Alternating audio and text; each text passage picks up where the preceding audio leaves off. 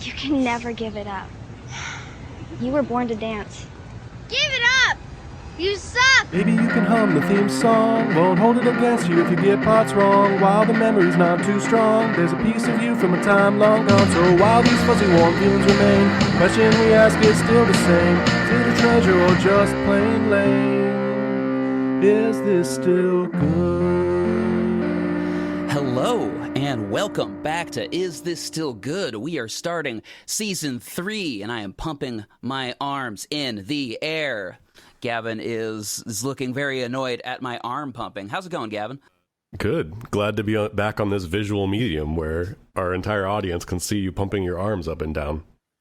Gavin, do you know what season 3 is? It's the one that comes after 2? Correct. Season 3 is a mostly meaningless delineation that makes me feel like what I'm doing is meaningful and structured, and that matters to me. And I want to be clear, audience, we don't have a very good idea what you guys are looking for from this podcast, and we would love feedback. Write into stillgoodpod@gmail.com or hit us up at stillgoodpod on stillgoodpod on Instagram.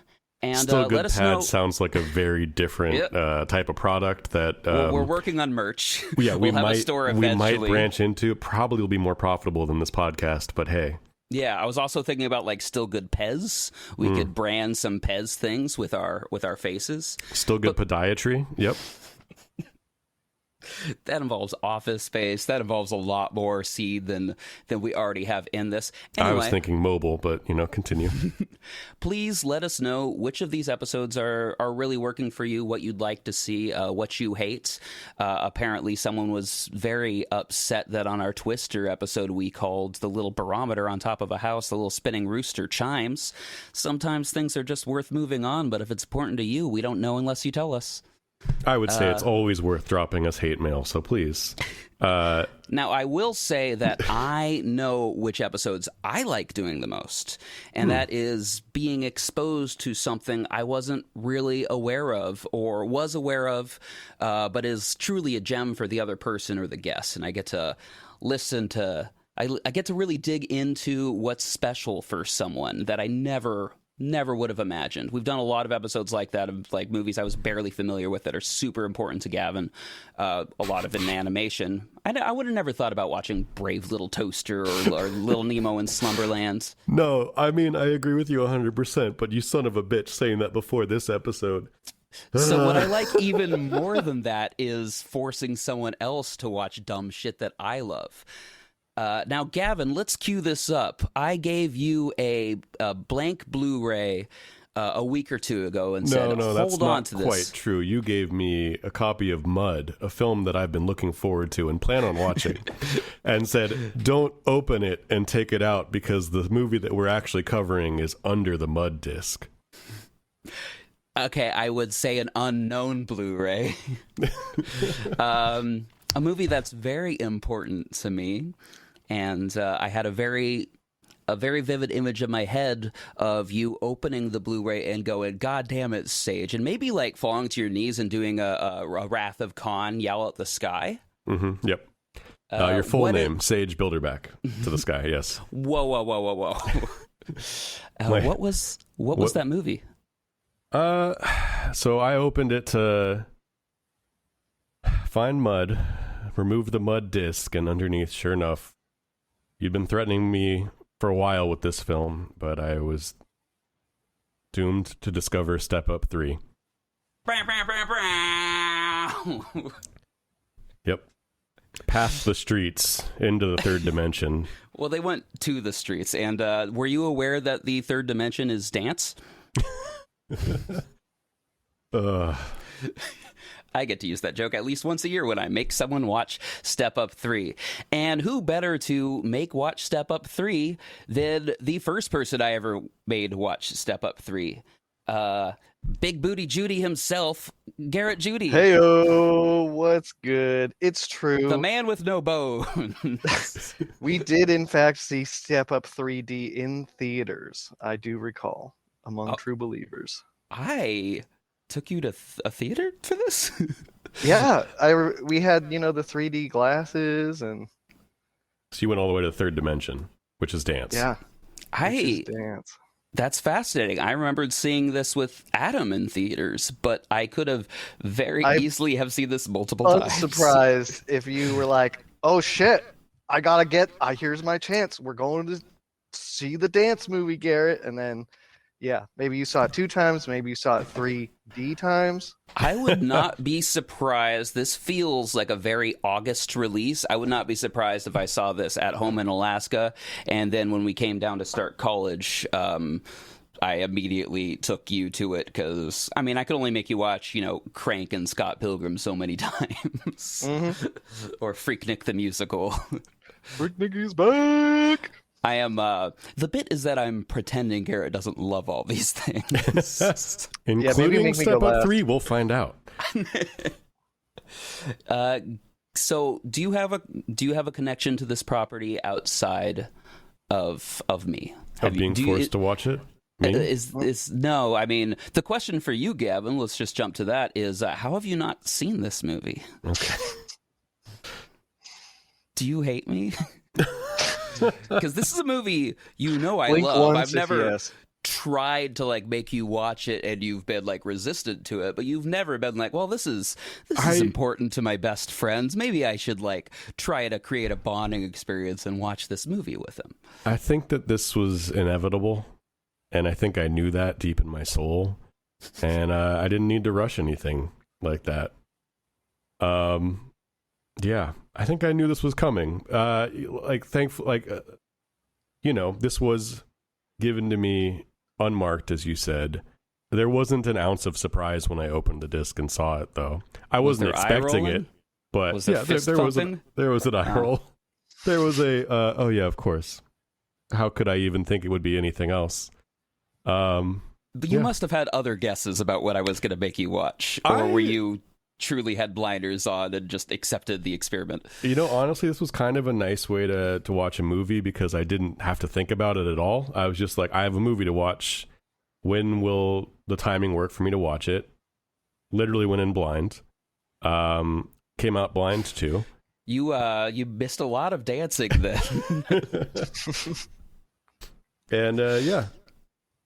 Well, I mean, I think this is a great way to do some of these. The problem is the same thing as getting someone a present is you have to check that they don't already have it before you buy the thing. And the instant you start going hey, what kind of pants do you like, or whatever. It's been a while since I bought anyone any sort of presents. Do you have any ties? They think something might be happening. So how do you find out if someone hasn't watched a movie without kind of giving away that you're going to make them watch the movie and do a podcast about it? I guess we just have to search their Letterboxd histories and or break into their house and rob their DVD cabinet. And even then, you can only be so sure. Yeah, I know. The first thing I do is I check through the Blu-rays that I own to see which ones I've never unwrapped. I don't own any Blu-rays that I didn't see in theaters, but there's a lot of things that I'm like, well, why did I buy this even in the $5 bid if it's still unwrapped 6 years later? Yeah, I have a few of those. Have you seen any Step Up movie? And this is for both of you. Any other Step Up movie? I don't think so. I don't recall. There's a chance I saw 1 or 2, but I can't name anything that happens other than they dance. Yeah, well, in the second one, they go to the streets. I'm assuming that Magic Mike is not a snequel. No, although those obviously successor? have some big franchise overlaps. The one kind of notable historical thing about Step Up is it really is the movie that put our dear Channing Tatum on the map.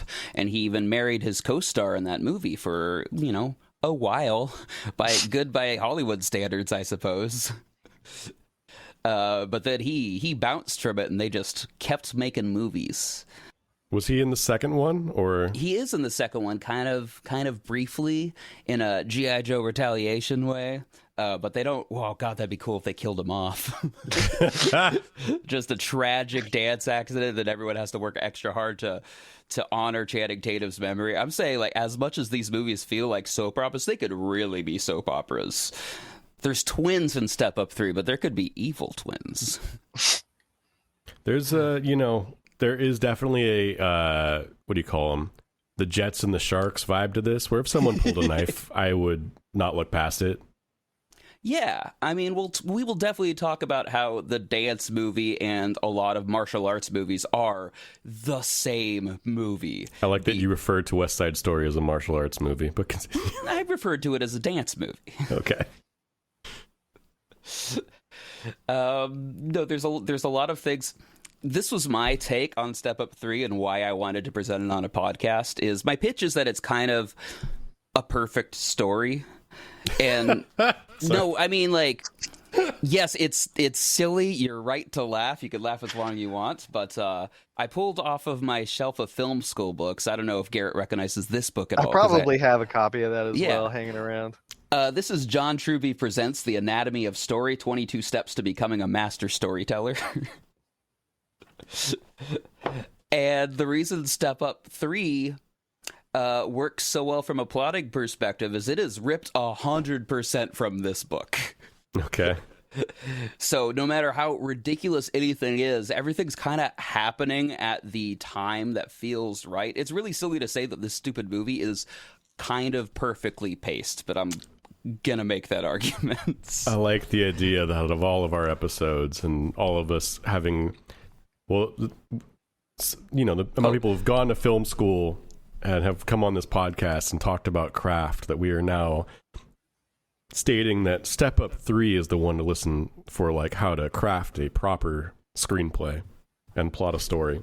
I mean, it really is the Die Hard of dance movies. Oy. There's no real point in going into the whole franchise history of Step Up, because it was like a somewhat coming-of-age martial arts story that is just dance. He goes to a dance academy in the first Step Up, and there's rival dancers. Again, haven't seen the movie. But Step Up 2 is the same thing smashed together. I haven't seen Step Up, the first one. Okay. I've seen every other one multiple times. How many are I've there? seen Step Up 3 more than I've seen The Crow. Wow. There are 5 official ones, and there's a League of Extraordinary Dancers, LXD TV show. I think YouTube Premium also did a Step Up TV show called Step Up High Water. I mean, I know that they did. I just don't know how long it went on. For all I know, the show's still on the air. But I actually came to this franchise from So You Think You Can Dance. That was a thing that I watched with my mom in, like, middle school. Gavin, you look confused. Do you know what So You Think You Can Dance is? I was trying to remember. It's American Idol with dancing. Okay. Like, it's the same producers, it's the same set of arena. It's not trying to be anything else. I would personally argue that's a lot more inherently interesting, because I'm not even saying dance is more important or better than singing. I am also saying that because that's what I believe. Wow. It's definitely more interesting. But as a spectator, I can watch dance and see things that I didn't imagine before. There's a lot of people creating dancing that I'm like, wow, that's really unique and inventive, as we all saw in this year's Olympics with Australia's fantastic breaking.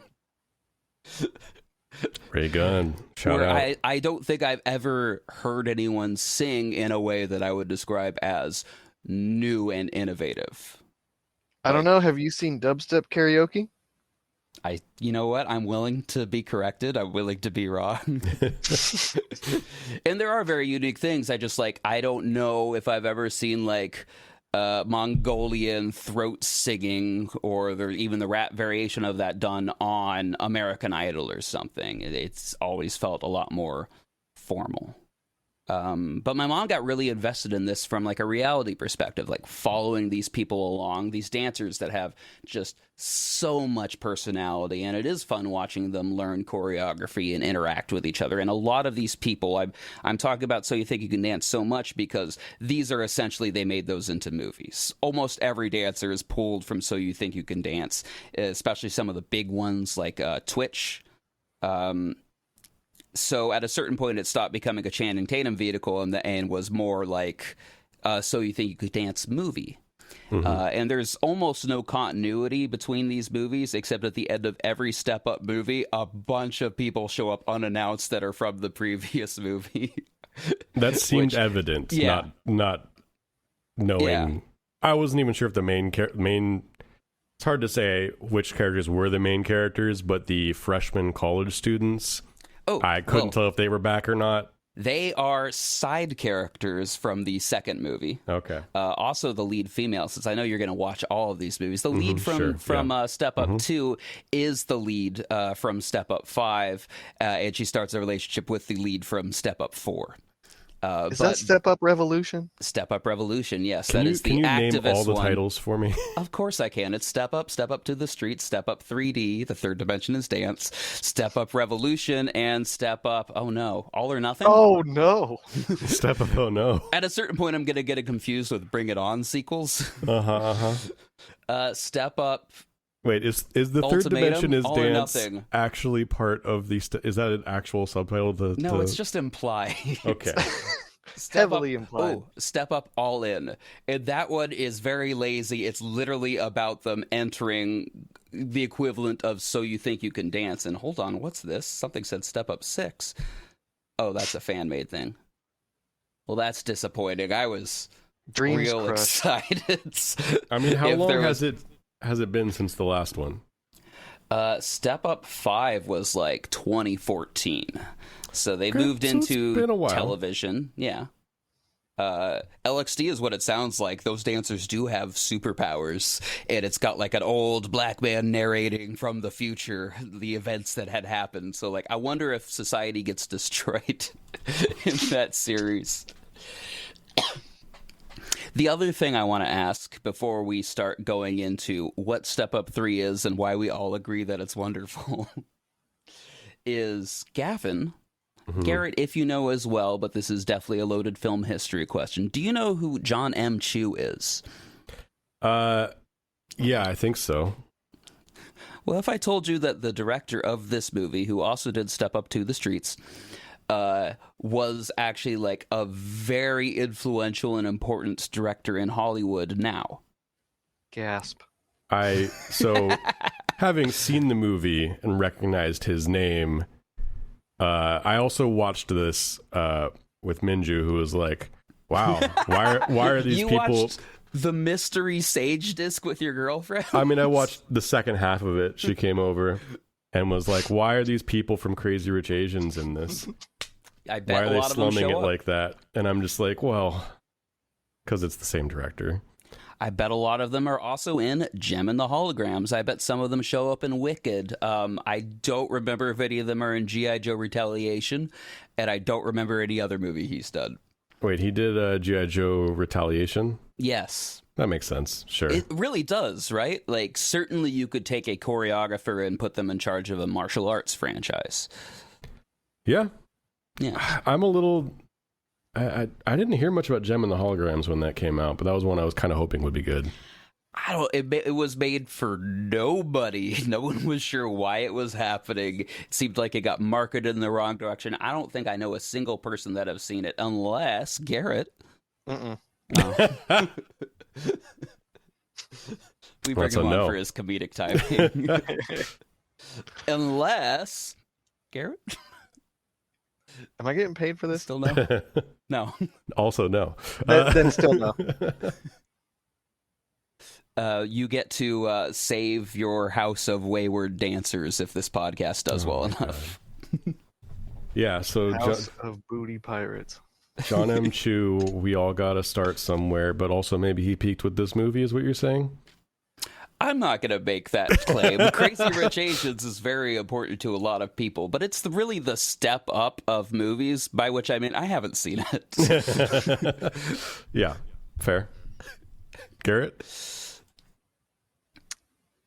Yes. You didn't ask a question. I think it all worked out.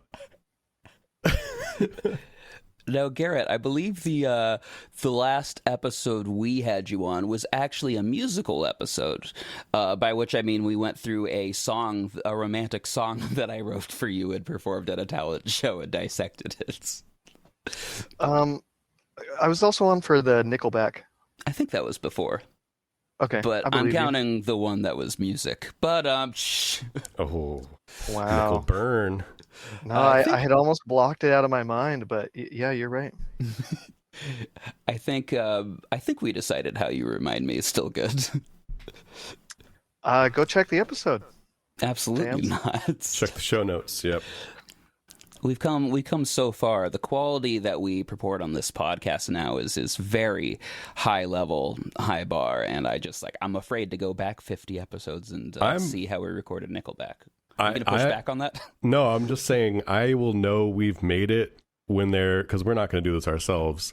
When there is a fan website that is just an Excel spreadsheet that has our ratings saved for prosperity, or posterity. And we'll be able to just load up an Excel spreadsheet and see what we gave a rating. So do we have a fan base name yet? Is that something we've talked about? The Still Good Heads? In the forums? The Good Boys. I don't know. I love that first one. Still Good Boys? I will be honest. So, a lot of the more successful versions of this will have that fan sheet of what people think of it. I think about Blank Check or the one that Small Beans does. The Beanies. With their video game podcast that's now behind a Patreon. So I haven't seen it in a while. One-upmanship. One-upmanship. Great name. Great name, great podcast. Early plug for me. But they had people. They might have done it themselves. I don't want to put them on blast. But to make that spreadsheet myself feels like a failure. It feels like something that a fan is supposed to do. 100%. Yeah. If only the we film had cast can't keep track of their own summer movie wagers. Someone else has to do that for them. That'd be embarrassing, putting that you shot your film on 35 millimeter before you actually start the film. I feel like you need to give that a reference for it to not be an inside joke. Strange Darling, 3 stars. I don't know. And pretty good, but you lose a star if you tout that you shot on 35 before. Put it in the end credits. Just put it at the end. That Kodak logo means what it means. It's fine. Garrett, how many times do you think I made you watch this movie? Maybe 2 or 3 times.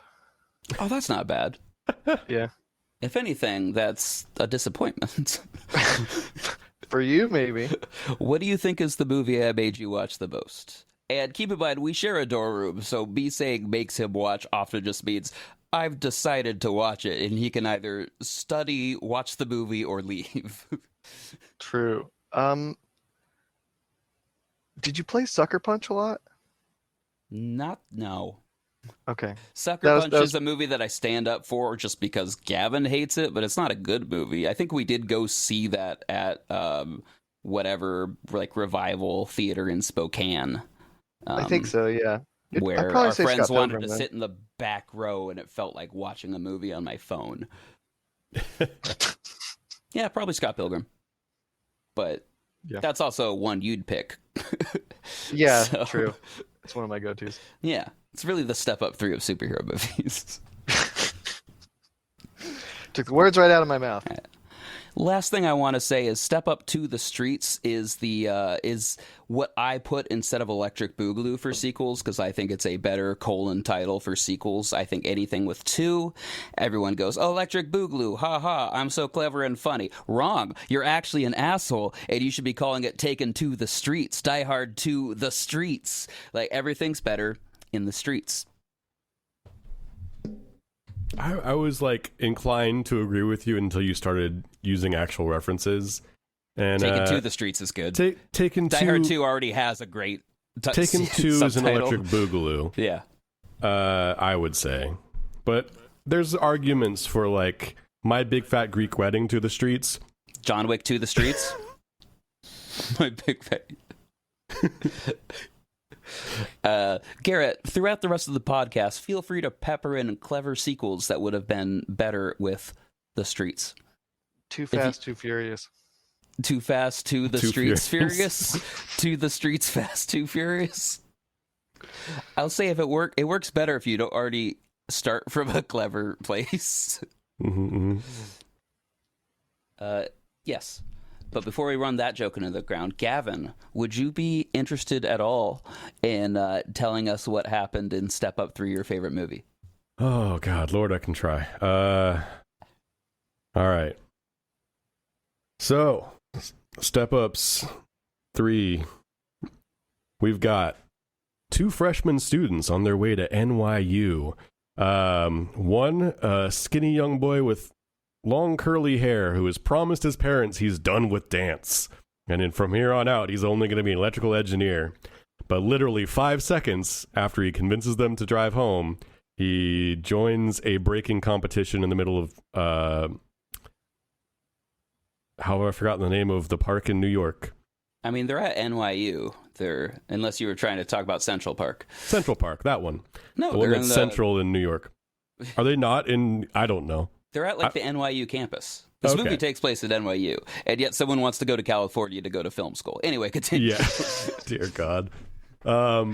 Yeah, he proceeds to take on, I would argue, a better dancer than he is, but the rest of the crowd doesn't seem to think so. Yeah, that's a running theme. The cops break it up and he goes on the run, but there's also some like strange white dude filming him with a video camera and keeps getting really close because I don't think he knows how to use a zoom lens. And they run away evading the cops together. We find out that this dude not only has a video camera, but has a really nice car in New York City, which, go figure, real New Yorkers don't drive cars, I believe. No, but who knows? Parkour from one place to the other. Right. He proceeds to, much like Oliver Twist, be taken in by this older man who is training up children to not rob people, but dance. But aggressively so, and in some sort of like weirdly gang affiliated, like they keep talking about like random crews will like sneak up on you and battle you when you least expect it, kind of like Pokemon, but with dance. And we do find out that is true because he is assaulted in a bathroom with dance. That's right. The martial arts movie scene where someone gets jumped in a bathroom and fights off. The same thing happens, except they dance. Someone has speakers in his clothes. Yeah, that was a nice touch. I actually love that reveal. That was a nice touch. But it is creepy that we get to see this man follow this kid into a bathroom, and you're just like, this is really untoward. I love that you're calling everyone like men and kids. Okay. I think everyone in this movie is supposed to be between 20 and 25. Yeah, but they all look between 16 and 40. Dancers have hard lives. Underneath the, they call it the vault, like this loft apartment, which is owned by the dude with the video camera. You find out he's a rich kid from a rich family, but his parents are gone for some reason or other. They're probably dead. He's inherited this building, but he's been, instead of like, that has a nightclub at the bottom of it that is just filled with people doing way too much dance-wise. Like, imagine if you've ever been on a dance floor and you're like, oh, this is nice. I have enough room that I can kind of dance and express myself and hang out with my friends. Or like, oh, this is cool. There's like, we're forming a circle and people are taking turns and everyone's hyping each other up. Instead of that, everyone is throwing elbows kind of like it's a pit, but they think they're being cool about it and like licking their lips at each other. Real weird. He starts filming a random girl in there who he sees on his security camera and says like, she's back. I got to go downstairs and film this person. So he runs down and films her and she's like, oh, I like being filmed. Film me, daddy.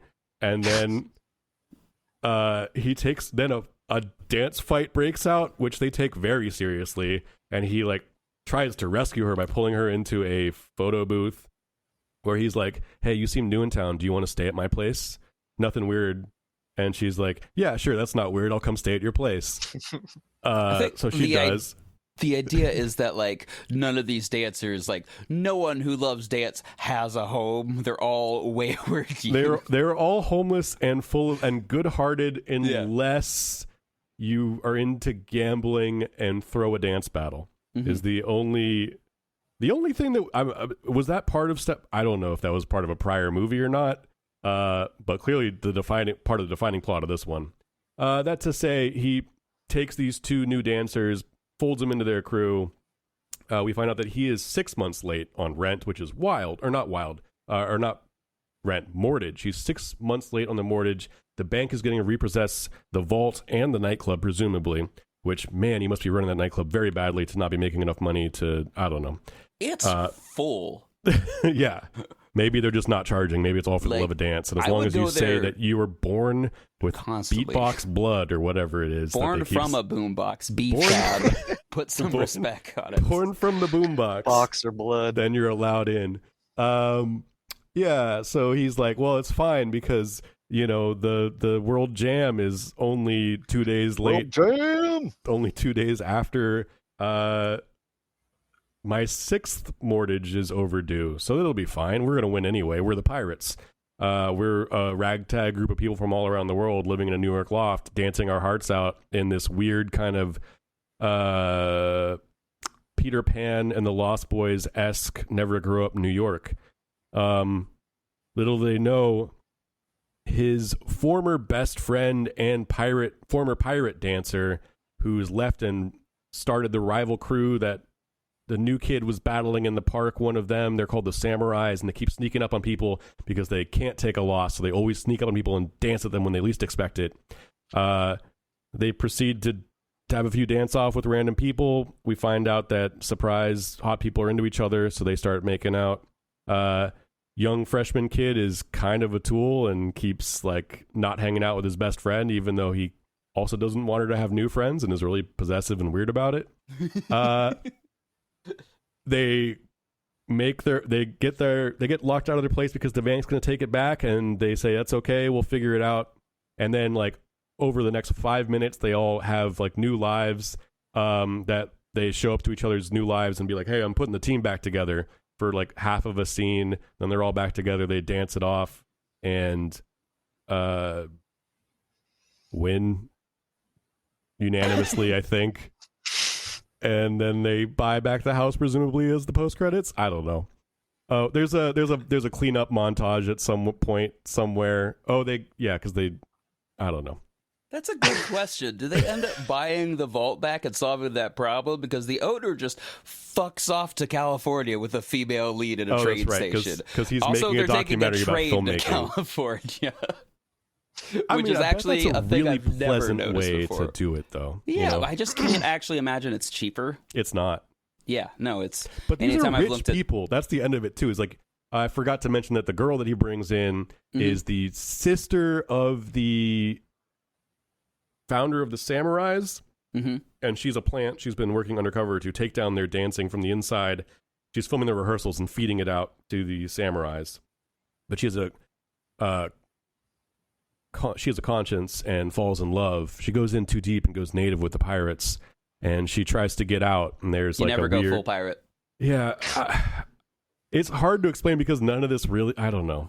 Yeah, you're putting more work than I thought. And first off, Gavin, I've never been more goddamn proud of you in my life than I am right now. Kudos. And as we all heard, this is a perfectly plotted and paced movie. I was trying to speed through this, but this movie is all plot.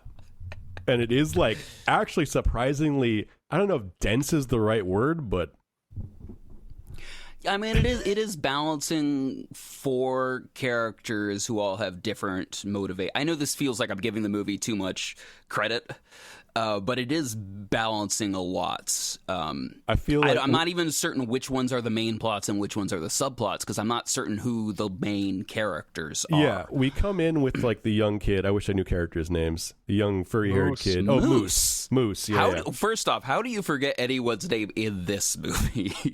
I don't remember it's a all single... Kato, the man with no bones. I'm bad at names. That's all right. And the who I would argue is the lead is probably Camera Boy. I think that's how they treat him, but I think that he's the most milk toast. There's only a couple of these who aren't just pulled from the world of dance. I legitimately couldn't tell if some of these characters were existing in the dance sequences or not. Yeah. I thought that the main camera dude was the same as the robot dude for the longest time. Well, that's Common on mistake. you. No. Common the goddamn mistake. I watched this movie with 2 other people, and they felt the same way. They have different length hair. And I for swear starters. to God, Moose is not in the first dance sequence, is he? Which one is the first dance Or like sequence? the first dance battle against the powdery boys. Is that not the one where he shows up with his bike and like makes everything wet? Or is No, that the that's second like that's the second one. There's one where they're fighting a bunch of like dudes who are covering themselves in dust the whole time, and they keep getting really dusty. God, it's and great. they're like, "Hey, you know what this needs is more dust. Let me clap my hands so there's more dust." Beautiful prop work. It goes from real dusty to real wet to real. Every dance scene escalates it. You know what this needs? More. And that matters whether it's climbing chalk, whether it's water, or whether it's like, you know, Tron lights on a costume with impossible choreography. So what was your favorite part? Actually, I got, while you're thinking about that, because while you're choosing between everything, this is a movie I really like to imagine the process of filming it. We're going to go right into the sound corner. When you, because I don't know what you would have to say about the cinematography of this movie. When you're filming a big dance sequence like this, it's not going to have a bunch of breaks and dialogue or live recordings in this. You're just blasting music. This is not a thing where you could put things in people's ears and have them do, you know, a proper choreography. All these dancers need to be enveloped with music, which means everything you're hearing, from the music to the claps to the crowd screaming, it's all designed in post. Sure. And I don't need to highlight it too much because they did like a fine job. It's just like acknowledging that like that's a lot of fucking work. And the subset of that is how hard it must be to work with all those extras. I thought about this when we go into the club. It's like anyone who's not your lead dancers, like they have to dance, but they have to not be distracting. And the background of a big dance thing, like they're in it and they're kind of like, you know, moving back and forth and chanting and cheering, but like how do you do that and have it feel honest and also not be distracting? I would argue that a lot of the extras in this movie are extra, specifically that dance sequence in the club, which is the point. Like, I'm not saying they're doing a bad job, but also like at the end when the main girl and the camera boy are moving off to California and they aren't sure that they're going to go together or not. Man, there's some close extras. They're just like, I mean, and I get that it's New York, but they're also like, that probably just wasn't a lockdown location. They're in like Grand Central Station. But it's also just like, there's just two of you in this area. Why would you like basically knock over our lead? It's weird. Make some choices.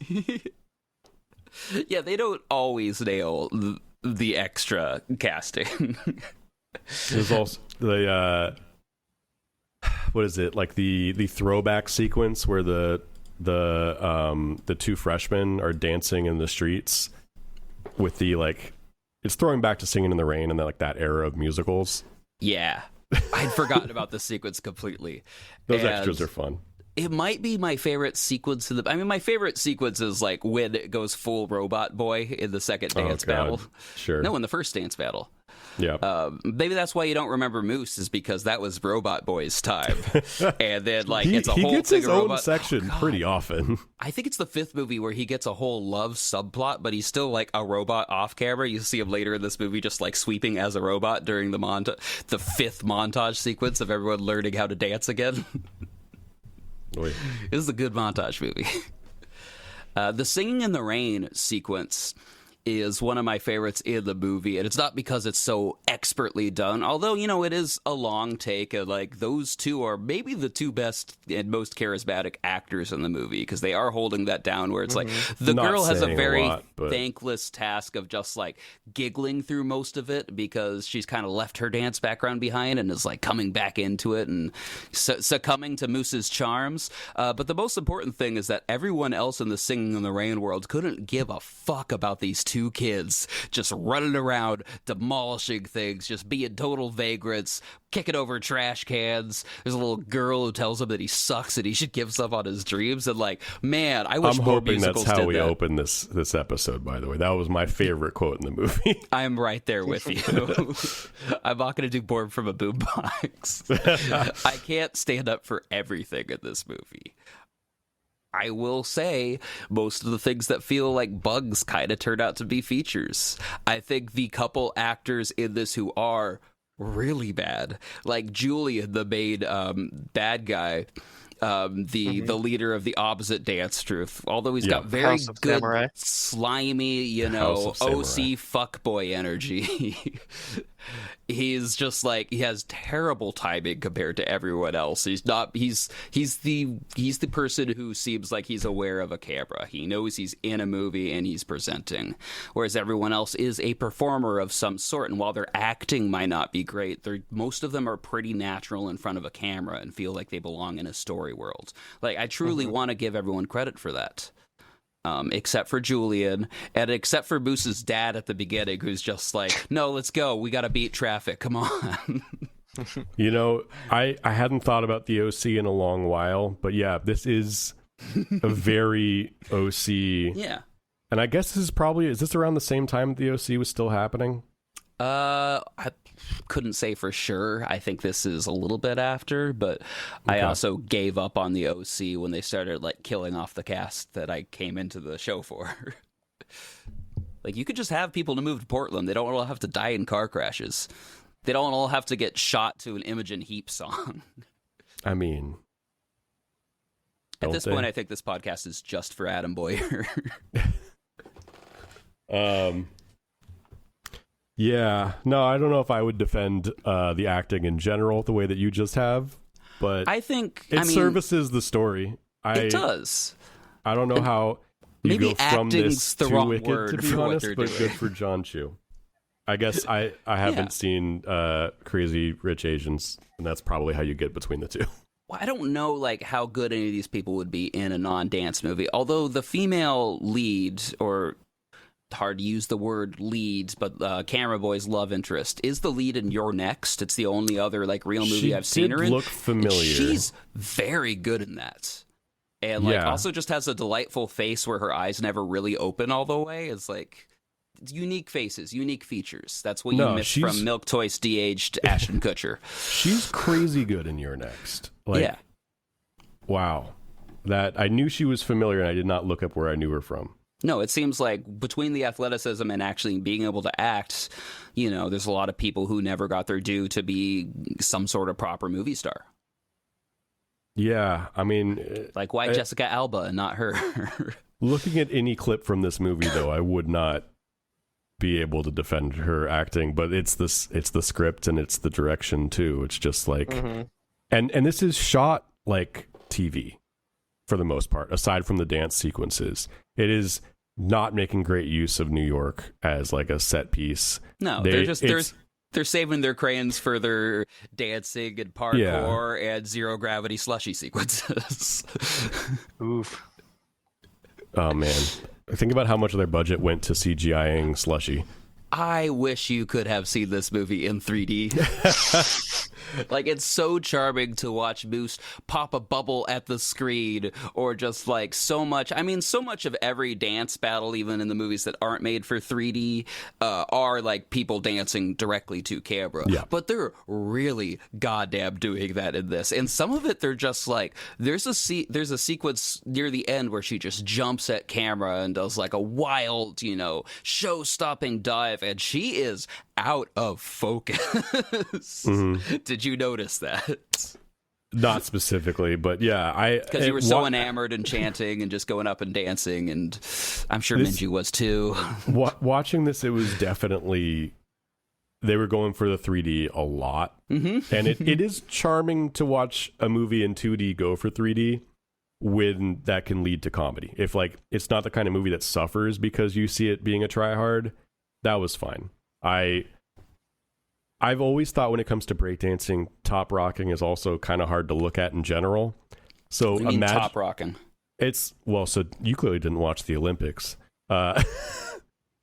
they broke down how they were the essences of breakdancing, and it's the top rock. I'm gonna get this wrong now. You've got top rocking, power moves, and freeze. I think are like the triad that makes up breakdancing. I should know this. We're gonna get some hate mail. Please direct it to Hold for Plane on on Instagram. But yeah, so top rocking is the stuff they do while they're standing, rather than being on the ground and dancing. So the majority of what they're doing while they're not upside down, like when you're right side up and dancing with the top half of your body, that's top rocking, to be reductive. Which to me has always read pretty silly. It's the toughest thing about breakdancing to watch is like the moments when they're not doing their stunning. Unless it transitions to them like going upside down, like sometimes those are rewarding, and I'm a good fan of just kind of like it looks like electricity's going through someone, but ideally that would start them spinning, and then they go upside down, because every second that we spend not upside down is a waste of my fucking time. Yeah. Anytime someone is not spinning or upside down, go back to Australia. Yeah, and that's like when it's in 3D and you're at least watching them do like that finger dancing out in front of the screen. Yeah, I get that. That's probably a way more fun to watch that. Watching it at home, it was like, oh my god, please move on to your next dancer. It wasn't great in 3D either. That's also like the over the credits thing, is that same sort of like, you know, very inventive, not things that you're going to get from anyone singing. But like also like how much are we supposed to care about you figure dancing in a chair? Yeah. No, I'm 100% with you. Like, there's a lot of the parts, the filler of the dancing, where they're just rocking back and forth, intimating that they're about to do something cool. Which is fine in real life, but, you know, we skip that parts in martial arts movies. Let's just get to the fucking fight dancing. To ask, have either of you either done martial arts or taken dance classes or been part of a b-boy crew? You're nodding. It's a no. I thought again, Garrett would jump a in. visual medium. Garrett, as I understand it, you were a very accomplished stair dancer, and even starred in a pilot for stair dancing for ABC. Yeah, greatest achievement of my life, no doubt. Do you want to give some context didn't get for picked this?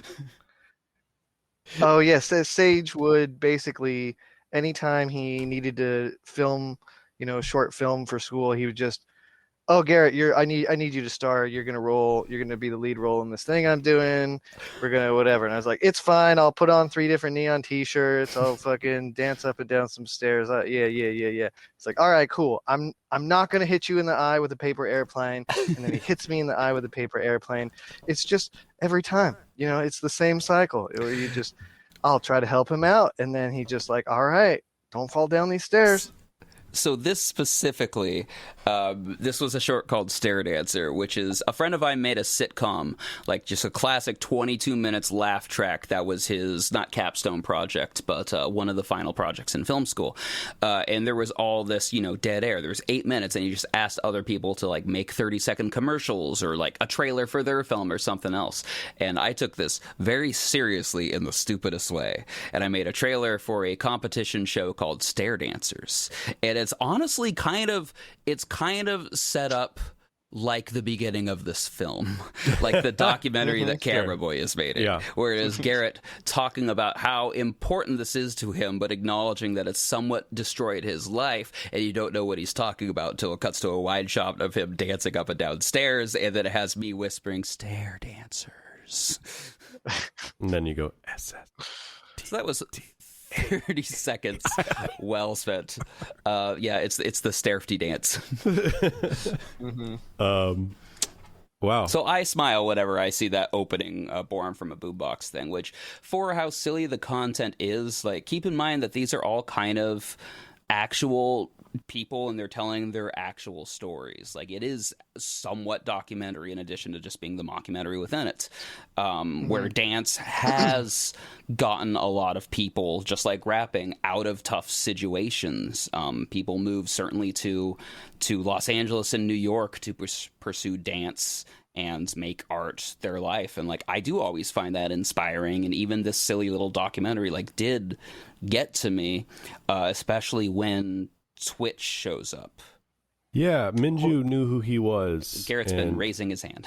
Sorry. I just want to say the beginning of this movie does kind of work for me, and the documentary style where he's showing all these different dancers and they're talking, and that part kind of feels more authentic. It doesn't feel like they're reading from a script. It feels more like they're talking about this thing that they love, and it pretty much worked for me. But then that scene ended, and then they don't really capture that magic again for the rest of the movie. Yeah, that's fair. Every other time they refer to it, it's kind of a silly little thing. They're treating his filmmaking with the gravity that, like, the other famous camera boy from American Beauty is, where the plastic bag is the most beautiful thing in the world. And this is, 3-4 years after, well, maybe more, but it's very clearly aping American Beauty in a lot of ways.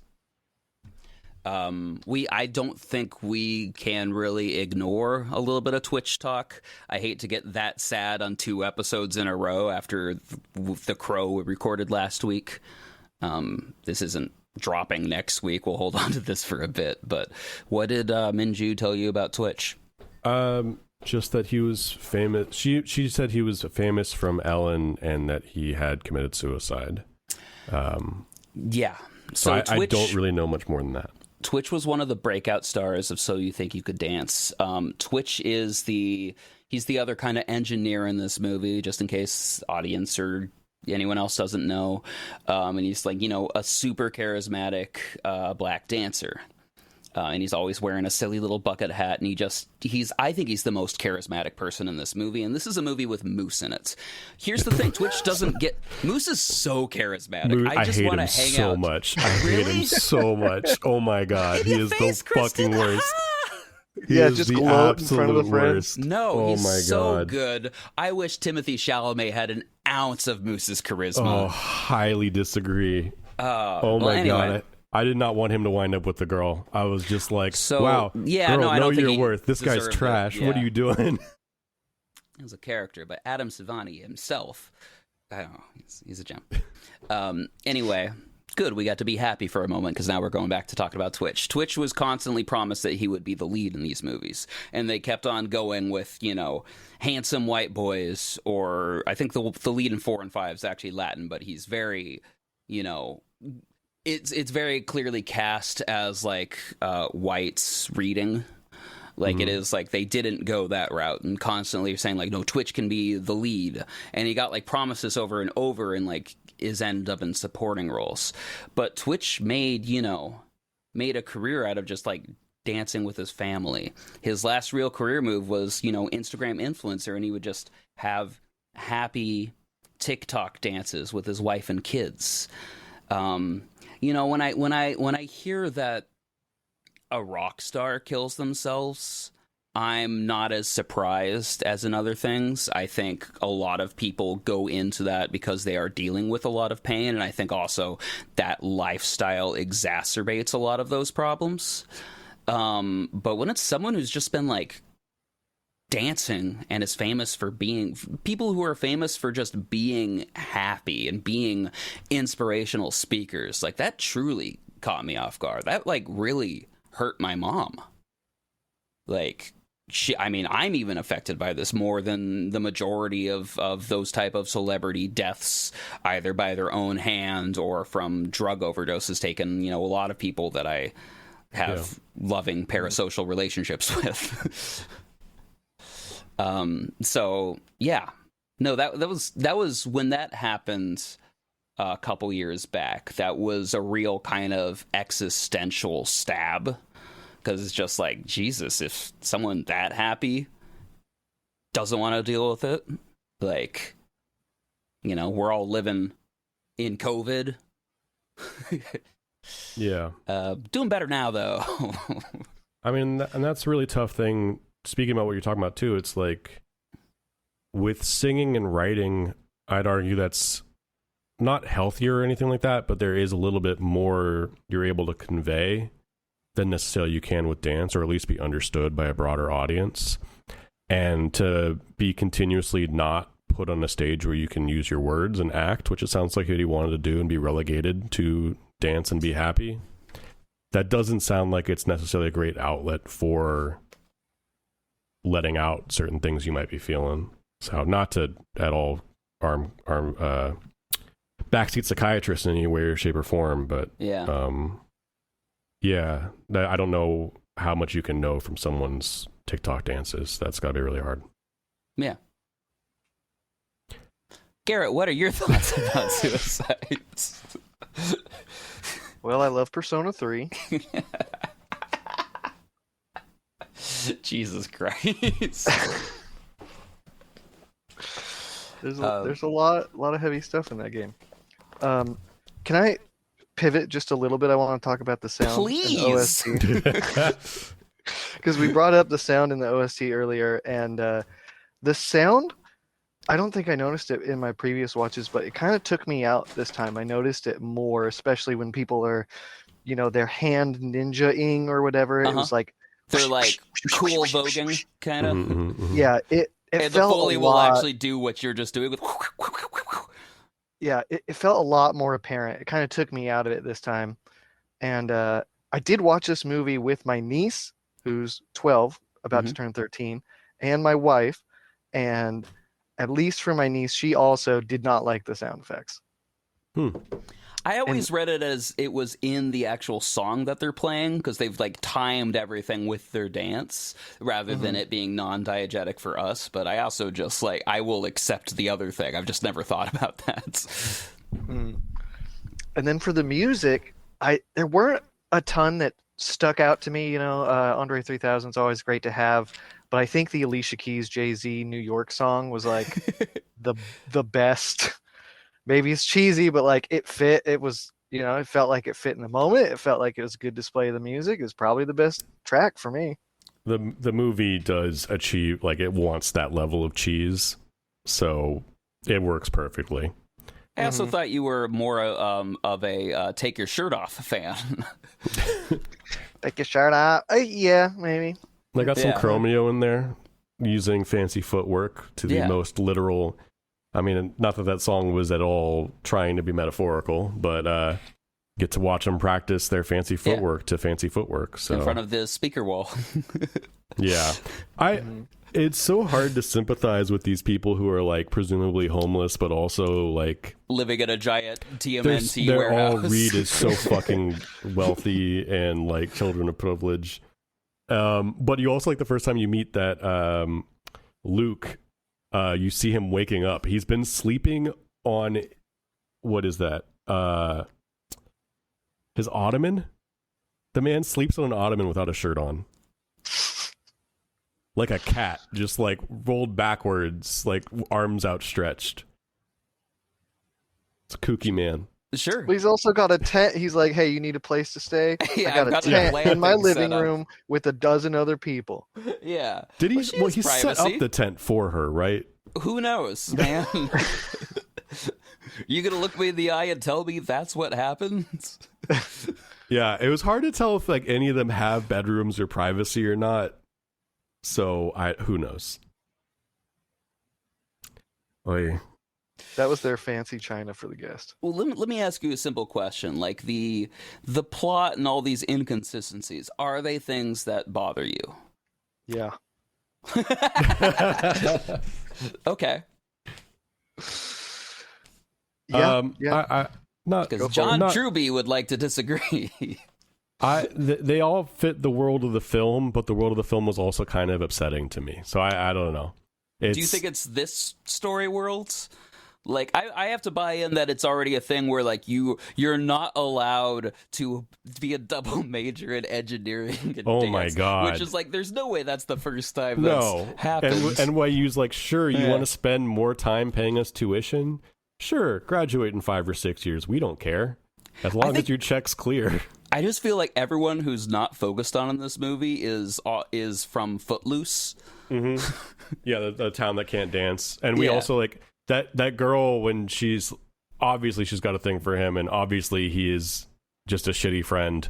But when she's like, you can't ever give up dancing, even though you promised me you'd give up dancing. You've got to continue dancing. He's like, but what about you? And she's like, I don't really like dancing that much. He's like, cool, come join my crew. let's dance battle. So let me introduce all my friends to everyone but you. Notice he does not introduce her to anybody.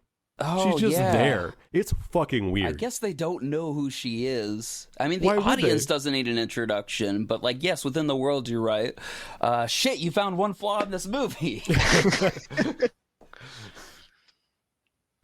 He Also, doesn't even like the give her a idea. real speech at the end when he finally moves in for the kiss. He's just like, No, he rides I'm someone super else's momentum in. Yeah. This is kind of shitty. Moose Like- is an absolute shitbag. What a terrible person. But he's also Moose. I don't know. I also love the way that, so when he comes into the second dance battle and he's just, doing tricks on his bike for some reason and then opens up a water vase. These are things that bother me. I love that they are somehow trained to work on water and the Asian b-boy team that they're fighting just can't. It's also funny for me because they read Filipino and just the idea of like Filipinos not being able to work when it's wet in any capacity is like, there's no water in the Philippines and it never rains. So I really like that battle. Like It's great. the choreography of the enemy team, they're very synchronized. I think, they get wet. until they get wet. Yeah, Yeah, they do which is throw probably super against hard. the rules. He's messing up their pipes and whatever. It's probably a crane kick scenario. You can't really do that. I do have to say that my niece pointed out that scene for being racist. She's like, "Why are there people gambling on the side?" Yep. That's All the uncles. well. I don't know if you've ever been to any sort of Muay Thai fight. Or just dance in general. But was it okay? So I did not notice this. Were there just like a lot of like Asians passing around money specifically? Yeah, Yeah, the intro is a bunch of older Asian dudes. They're exchanging sitting on the hands, sidelines. They're watching gambling. the dance, Yeah, and it clearly I'm- reads as an underground dance battle that is being played for money, which I don't know why those points would then translate to. I'm assuming they're supposed to qualify for the World Jam. Yeah, this that's is a just qualifying random practice. Well, I'm going to blow your mind, Garrett. You can bet on sports.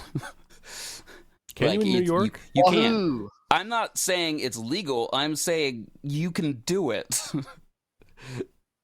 You could bet on the Olympics. You could bet on the Super Bowl, especially if it's among your friends. Is the dance crew in all these movies always called the Pirates? No. House of Pirates. House of Yeah, it's the Pirates? House of Pirates. You won't know because when they chant, they drop the house. They just go pirates, pirates, pirates. Yeah, God, what a terrible name for a dance crew. Yeah, it's not great. Samurai's Samurai's pretty bad too, especially Yeah. because it's mostly non-Asian people. Yeah. But they Yeah. get sword sound effects. But, like, I mean, the worked good for the news for Wu-Tang, that, I Garrett, suppose. is every non-named character in this movie is Asian. Like, everyone they go up against dancing. I think I could probably only name 3 characters in this movie. Oh, man. Yeah. I have the list in front of me now so that I can You name got people Kid because Darkness, you got Luke, you got Twitch, you got Voz. So I'm already kind of cheating because I know a lot of these people as dancers from So You Think You Could Dance or from other related things where a guy will just come up and do some like fist pumping at the camera. I'm like, oh yeah, that's Monster, or that's Kato, the man with no bones. That's the king of pop locking. I like all the little texture in this movie from the dancers, especially the 2 Argentinian twins. I find them endlessly charming. I think they used the I like perfect when amount of everybody them. I think one more scene of them, and I would want to have murdered one of them. They got you could murder one of them. There's 2 of them. And I feel that way with like most of the supporting cast, and just like, what a bunch of little kooks. they read as everyone is so disposable. Mm-hmm. I don't catch any of their names. I don't Which is think why the it's girl. great when the movie stops for them to introduce 6 new characters and a bunch Yeah. of kids who just What show the up heck? at the dance. Oh, those The kids girl- ruled, by the way. Those kids ruled. They were better dancers than a lot of the dancers in this Yeah, they were movie. probably the best dancers in the entire film. Yeah. the girl with red hair who seems to be like the first up in a lot of these dance things, I don't think she talked until the third act. There's so many people that are like featured in the crew later on where I'm just wondering, have they been in the movie the whole time? They were in the Boombox intro. Yeah. That's right. That's the only time that Robot Boy talks. Yeah. Who I'm assuming is named Robot Boy. I don't know why you would... He never says his name because he hasn't put like an actual speaker in his chest yet. I like hanging out with these people. I can see that you don't, Garrett. And I should clarify, I would not enjoy it in real life. I enjoy the amount of time that they gave us in this movie. And it's even like, I think Kid Darkness is great. I think pretty much everyone other than, I already forgot, Julian. Is Kid Darkness the first guy we meet? Yeah, Kid Darkness is the one who's dancing with the hat, and he's just looking around, and he's like, I'm going to beat this guy, because, again, he goes upside down, and Moose almost never goes upside down. Moose is a top rocker. Kid Darkness might be one of the best dancers in this movie. Yes. And we're supposed to believe he's not, and it's real weird. Yeah, it is. It is. I'm wondering what the movie's really asking us at times when, like, who won a dance battles. I never feel like anyone beats Kid Darkness. Like, I definitely feel like the pirates beat the samurai at the end. And I love partially so much because that they're given, like, the last worried. 2 minutes to dance by themselves without rebuttal. Yeah. And also, they're worried that they're going to lose, and they haven't even broken out their Tron jackets yet. Yeah. So I'm no longer feeling inspired to go through my 22 plot points that make up a rewarding story, but I am gonna say, like, the self-revelation is there, the story worlds, the attack on allies. That guy's also not very good, by the way. The guy who betrays and goes to the samurai. Oh god, the who Latin I don't think I saw top. Before that scene. He's in the whole movie. That's on you. Well, if you're wrong, that's dangerous territory, Garrett.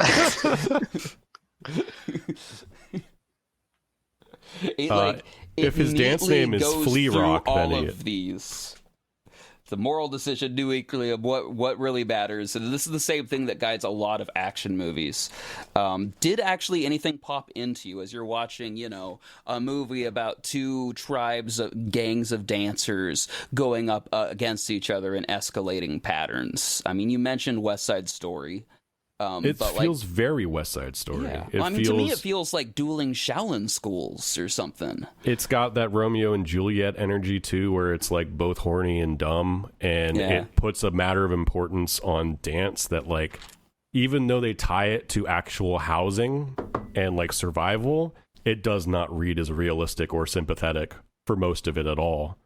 The same way that Romeo and Juliet, I fucking hate both of them because they are annoying horny teens who's like have annoying angry parents without like real justification either. But like, I don't know, even as a kid I found them very unsympathetic, where it's like, oh, you want so badly you're already married, why are you taking poison? Just run away or don't. What are you doing? I mean, in their defense, they're like 13, 14 in it. Yeah. I'm just saying grow up a little bit, I mean, that's a good argument. Kids, don't kill yourself over anything. Yeah. Once you're 13 for more than a year, it gets really old. Miscommunication. Just because someone like leaves you on red for a little bit. Yeah. I'm not making the argument that the plot's actually like great or exceptional. I'm making the argument that the plot is coherent. Hits the rewarding levels that you don't have to like worry about it. Like all the things that happen are like the kind of naturally rewarding ways that stories happen. Mm-hmm. To me, it's which is cheating. I should be clear. They clearly copied this beat for beat from a storybook and added dance scenes in it, and I love them for that. And it feels like that, and it feels kind of empty for it. And everything that is charming about it is its lack of understanding or lack of choosing naturalism.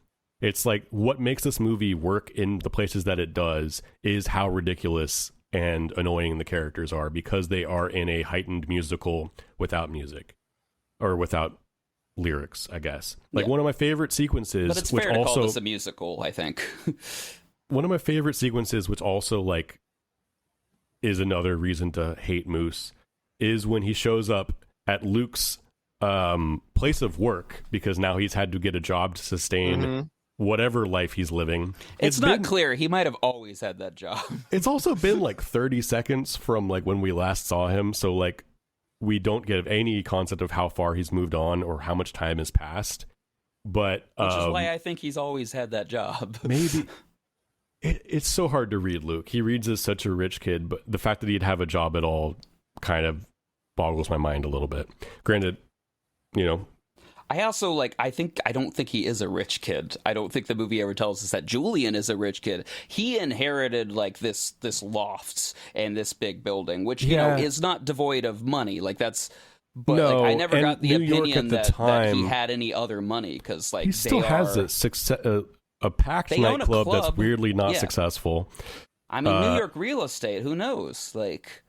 But if that's all the income he's coming in, and also he's a fucking kid who doesn't really know how to monetize a club, and he's, you know, letting 20 people live there rent free. Yeah. You know, all that shit.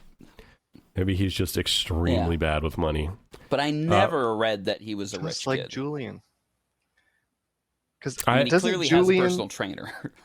Doesn't Julian throw their match when he was in the Pirates for money? But doesn't he also like come from a rich family? Well, I mean, it's like a trust fund thing, so he might not have it yet. But I think the bigger thing you're missing is Julian is a piece of shit. Okay. I'm surprised they didn't give him a redemption arc. It felt like the kind of movie that would. Yeah. Or like made him even worse. Like, I don't know. Maybe what the scene really needs is like a sequence where he tries to kiss his sister. Dear God. That's is that what we something that need? happens later, or I'm saying in a brave Step Up movie. Yeah, that's Step Up 6. Oh no. Julian's Revenge. Step Up to the Julian. Yeah, Step Up 4, by the way, is set in Miami and stars Peter Gallagher of OC fame as a man who doesn't understand dance. But with the most expressive eyebrows on the planet. Yeah, good job. Can't have face blindness for Peter Gallagher. That is true. It's interesting. It just dawned on me that when you mentioned Step Up to the Streets and, oh my God, how am I a Break Into Electric Boogaloo, you are referencing the fact that two of the strongest post titles, or whatever you call those, are from dance movies. And so the first time I left the United States was part of a documentary program to go make a documentary in Shanghai about dance. It was about hip hop, but like it came to be mostly about breakdancing. And so I was interviewing these old heads who were like, Danny was kind of our biggest get, and he was, for my understanding, a b-boy legend around China. He'd competed internationally, and the way he talked about specifically breaking and Breakin' 2 was that it was the inspiration for this world phenomenon that was breakdancing. It didn't exist on the international level before that movie existed. And I can't imagine the acting or writing is that much better than Step Up 3. And the idea of me, like, in my head, I'm just like kind of poo-pooing this movie as I'm watching it partially, but also just thinking about like, somebody is probably going to be so inspired by this that they're going to become a living b-boy legend. And I couldn't shake that in my head. There's still time. Could be me. Moose Jr. I think I just need to qualify in Australia. There you go. I mean, yeah, this movie, whether we like it or not, was part of the stepping stone to the Olympics recognizing breakdancing. Step Up Stone. Come on. It's right there. This is part of breakdancing's move to the Olympics. Pitch. Step up to the Olympics. Well, they can only save their vault by taking gold in the Olympic breaking. All right. We're running out of things to say about Step Up 3. I think it's probably time to go into our judgments. Gavin, would you like to explain to our guests how we determine the worth of these projects? Well, as a returning guest, you already are familiar with our rating process. There are Just in case it's changed at all, or like one three third of it's possible changed. choices. Is it still good? Is it better as a memory? Or should we have the bank take away its keys, lock the doors, and put it out in the streets, and it'll have to dance for money in order to get its way back into some sort of sustainable living situation if it decides to stay in New York City, one of the most tough places to make it that I can think of. Should be cyclical, yo. Do you know how dark that is out of context, what you just said? I know. I really, as I was saying, I was like, or should we put it? Should we put it in a battle with dancers and? Or should we just make it fight a bunch of samurai? Should we attack it in the bathroom with our clothing made out of speakers so that we can show it who's the better dancer? Shout out to the first shot in that sequence where a guy is following Moose and he slowly turns around and he jumps up out of frame to hang, and clearly he's just off camera chilling a little bit, but it's a real 80s slasher move. Yeah, and then they have a dance off in the bathroom. Would you even call that a dance off? It's just like that sequence out like. All right, I'm just going to rush into it. I would say it's a dance-based martial arts sequence. That is what I would say. Like that was like more of a Jackie Chan sequence than anything else. Sure. Like he does pirouette and leap around these people with theatricality.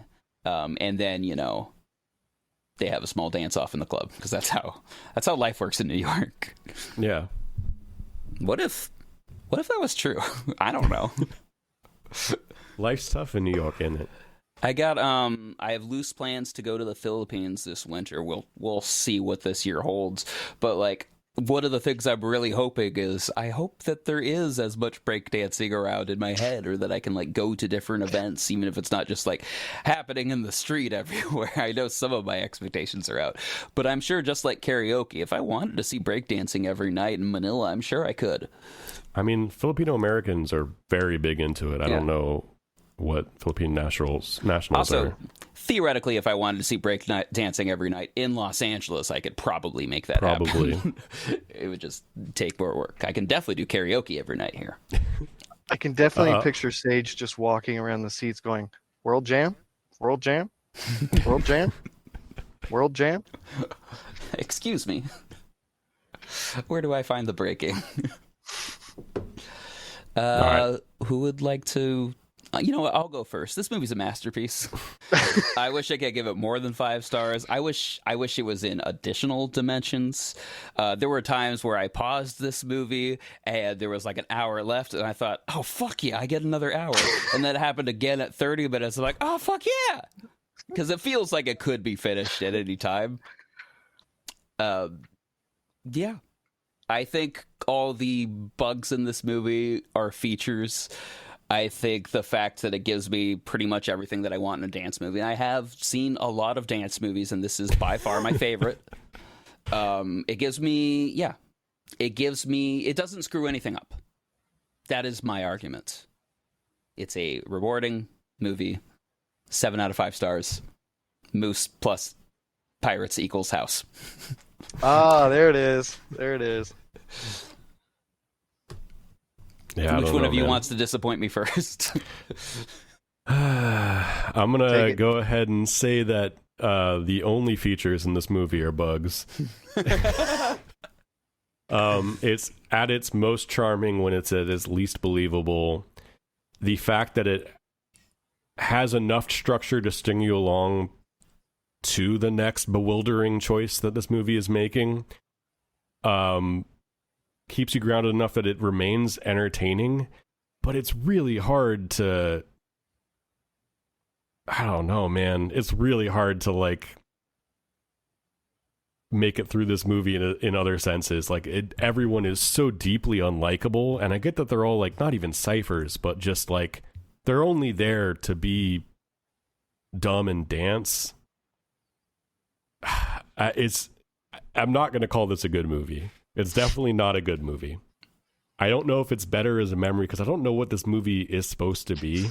Like it's like there's the obvious version of it that like is more realistic and is about people trying to find a way to dance and make it. and express themselves and like find something that they can't express vocally through dance. And that clearly, like, they probably did that in 1 or 2, and they're like, cool, we've done that. What should we do now? No, well, we need to go into this back room, and we'll have our, like, is it M? Who's the guy? Or no, Q. They've got their own version of Q, who's their graffiti artist, who's making LEDs that keep That's Twitch. throwing Yeah. at things. Oh my god. Yeah. It's the most like white bread.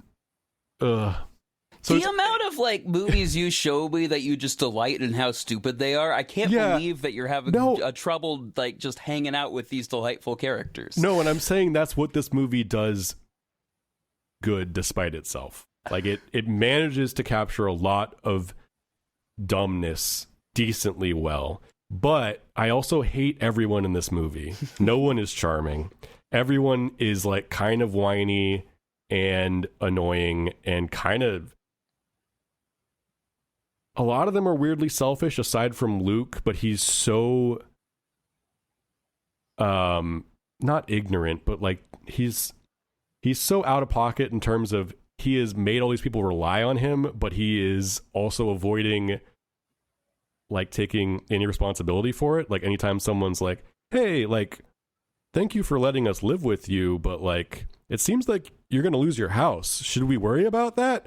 Nah, dog, it's cool. We got it. We're going to dance. No one's likable. I'm going to say better as a memory because I don't know what, like, I'm not going to recommend this movie to people unless they are in like groups of 6 or larger. This would play much better in a theater than it would at home. It does require, it reminds me of like going and seeing Cats, and I happened to be sat next to people who were actually enjoying the film, and it ruined it for me. And I didn't want to ruin their good time. And I don't know what the right crowd is for this movie, but there is one. So that's why I'm going to give it as a better as a memory. There is a time and a place where this is the perfect movie to put on.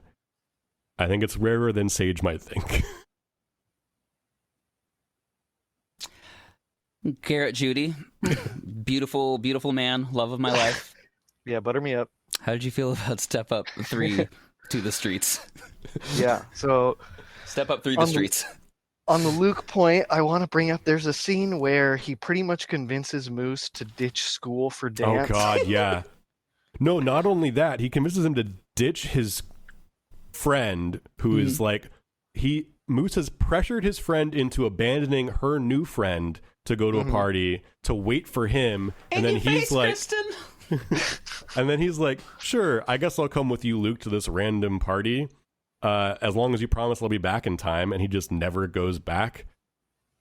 Anyway, sorry. Everyone's terrible in this He movie. also has a conflicting test at 8 p.m. 8 p.m. for 25% of the grade. Insane. I mean, Totally it is high realistic. school or college, That's also I guess. like too early for a dance contest. So like both of those things. I don't know. Fuck it. Step Up 3. Garrett, how do you feel? All right, I'm stepping up. So I'm also giving you bonus because we get my wife's opinion and my niece, and my lady has watched dance shows, and she did not stick around to finish this movie. She walked out like halfway through, and she never came back. For her, it was mostly that they were dancing at the camera, that the filming specifically didn't make the dance moves work for her as much. And for my niece, the dancing, she said, was weird. All the hip hop, hand, arm, dancey stuff kind of came off as weird to her. So her tagline, what she said, keep in mind she turns 13 in like a week, it was the worst PG-13 movie she's ever seen. Wow. So that's 2 still goods. And yeah, while I think that I don't like the characters and the plot is weak, if you're watching this for the dancing, then you're actually getting some enjoyment out of it, most likely, because I think that, yeah, some of these dancings, they're super nifty, and maybe they're overshadowed by some powder or some weird gimmick that's going on. But yeah, they have some decent dance moves. Now, this is a movie. I'm not going to pretend like it's not. And the things that I want out of a movie, I'm not really getting out of this. So option 3, bury it in the ground. Sorry, Wow. Sage. Were you just pretending all of college? I mean, times are a little bit different. We would do the Robot Boy dance. Oh, so his name is Robot Boy. I've never said it wasn't. Yeah, this movie just didn't hit me as strongly as it did, a decade ago. I mean, I can't believe you've been poisoned you wouldn't by say the it's women better in your as a life. memory. Just to be clear, you wouldn't say it's better as a memory, though. You'd say, like, bury it. Dance on its grave. I mean, I feel like you described it as being better as a memory. Okay. Yeah. No, I just don't ever see myself watching this movie again unless I'm Fair. like, dang, I got the urge to dance right now. And I don't think Just I've all had the that time. urge since I watched the movie with Sage. That is disappointing, but like If not I- like to me. Just in that's sad. To the audience. I'm sorry, Yeah. audience. If I walked past this playing in a park and, like, could walk in, like, a third or a fourth of the way, or even halfway it's already passed, that's how I'd want to watch this movie. Coming in late and being like, oh, this is wacky. Wow, there sure are a lot of people watching this movie. I guess I'll check out what it's all about. Man, that was dumb. Okay, I'm glad everybody had a good time. That's, like, what I would want to experience it, because there are moments like the slushy romantic scene, which Oh, are that just scene so is so terrible. mind-blowingly dumb. It's just, like, It's delightful. wildly dumb. Or, like, her The dancing in the music is nightclub. so sappy in the back of that. Her dancing in the nightclub when he first meet her is terrifyingly weird. It is, They shockingly creepy and, lock like, eyes. She off-putting. pretends to fuck a couple boys and then teleports Yeah. around. What is happening? It's just baffling choices from, like, beginning to end with just enough plot to, like, and again, it's not light on plot. It's just, like, just enough sensible plot and then a whole shit ton of why are we here plot. hmm I don't know. I want to say it's good as a memory, but I just don't like Moose. I don't like Moose is Luke. the worst. Moose Natalie- is the absolute worst. So Didn't magnetic. get any character when we were like, oh, Natalie's about to get some character depth. She's like, actually, I'm a double agent. Mhm. Yeah. That's it. She makes arguably the most choices in this film, and none of them are defended or interesting. They're all just weird and, like, indefensible. I don't know. Like, what is anyone doing in this film? Dancing. So yeah, I said what I said, and thanks for having me on the podcast. I'm sure it'll be my last time. He said what he said. Well, fuck. This is just a real bummer. All right. Well, any final thoughts, Garrett? Because we're about to close out. Watch Singing in the Rain. That's a good one. Another Yes, it's obvious one, which I feel like is an inevitable one to cover on this podcast. Has been battered around. Has Batted You can bring me around? back for that one. No, you've offended me. Yes. Damn. Pitch us something. We'd love to have you back. It's always great to see your beautiful face, even if it is covered in just so much hair. Just Yeah. so much hair. New record. I can cover my nips and everything. You got anything to plug? And this is my a visual Twitch? medium, so you'll have to. Sorry. Infinite Dropped Combos is the Twitch. Mostly playing fighting games. We got some RPGs. I do have an Instagram that's No Booty Judy, which is also my dance name. That is the opposite of how I introduced you. Well, his OnlyFans is only I- Booty Judy. Claimed that you had only booty. What else I'll shout out? Go on my Vimeo and look up Untitled: The State of Hip Hop in Shanghai to see what the hip hop scene looked like in Shanghai from my probably missing a whole lot of culture, but, like, finding a niche there and seeing what they were doing. All right, we've been Still Good Pod. Is this still good is the question we're constantly asking. Please give us some feedback. Validation or hate is fine. Like, it's all, we crave anything. Stillgoodpod@gmail.com, stillgoodpod on Instagram, and we will see you next time. And I would like everyone to dance at the screen with their hands. Mm-hmm. To clarify, you are asking people to step up in the comments? Or- Yes. If you could step up to the gram and let us know what you want. Oh, everyone's left.